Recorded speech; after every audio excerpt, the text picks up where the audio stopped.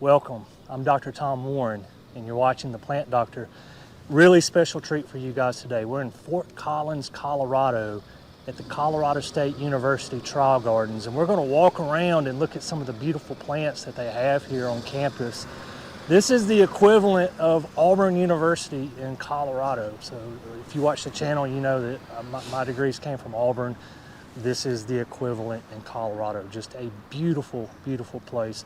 Let's go around and take a look at some things. The first plant I want to look at is here in front of us. This is Brunera Alchemy. This plant is USDA zones 4 through 9, and it is a shade plant. It is part shade to full shade. It's going to give it about 18 inches tall, maybe 18 inches wide. And the thing I like about this plant is the dainty blue flowers and these variegated leaves. And it makes just a great mass planting for an area where you want some color, but you have a fair amount of shade. Just a beautiful plant.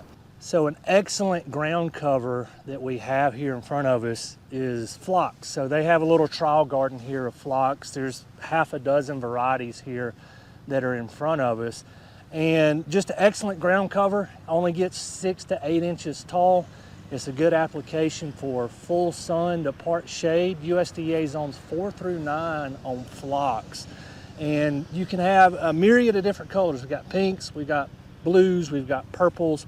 These are on the tail end of their bloom season right here in Colorado. Mine bloomed for me even earlier down in Alabama. Mine bloomed in early April. We are at May the 19th today here in Colorado.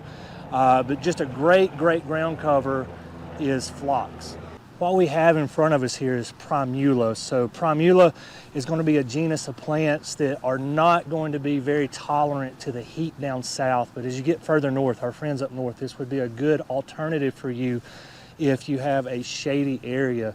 We have flowers that range from purple to yellow to pink and some reds, and they get about 6 to 8 inches tall, maybe a foot wide. You can plant these on about 1 foot centers and they'll eventually fill in and be a nice, beautiful mass. Require cool temperatures and high humidity. So this plant is not going to be good for you if you're, say, Nashville south. So if you're in Kentucky, Ohio, and then further out west in the higher elevations, this is probably a good alternative for you in a shady location. The next plant that I want to show you is golden hops. So golden hops is a vine. It'll grow maybe 15 to 20 feet tall, or however tall the structure is that you have it growing on. Can't really grow this in my area in Alabama, but as you move further north, you can. It's listed USDA zones 3 through 8. I'm not sure if I buy the 8, especially in a high humidity environment like the southeast, but maybe you could grow it in zone 8 in somewhere like New Mexico where the humidity is not as prevalent. Just a beautiful plant here, light green, almost a golden colored leaf.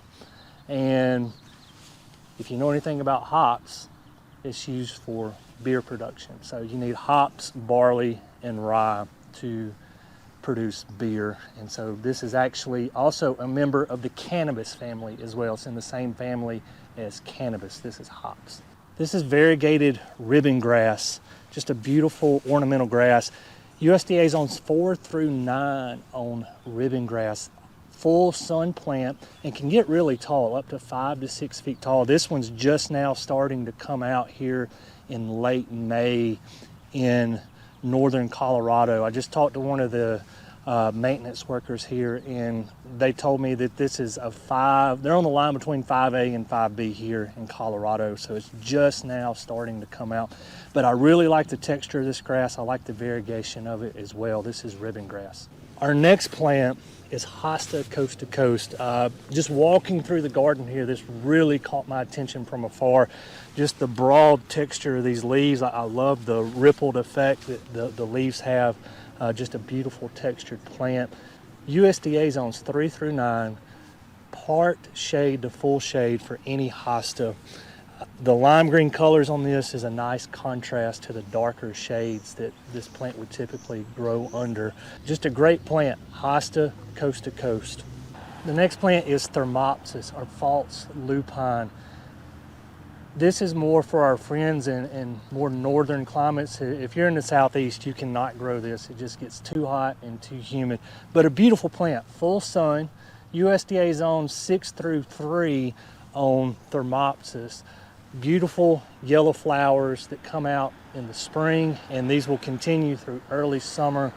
Great companion plant for plants that have a purple flower that can also take full sun. So things like catnip or salvia or verbena, anything like that. Just a nice complementary color between the purples and the yellows. I really like this plant. I wish I could grow it in my yard, but it just gets too hot. Being that it's mid-May in Colorado, they are in transition between their fall and winter annuals and their spring and summer annuals. They are in the process right now of taking out all the pansies and putting in all the spring and summer plants. So there's not a whole lot to show you here in the annual garden. So we'll end the video here. Guys, as always, thank you for watching The Plant Doctor. And until next time, happy gardening.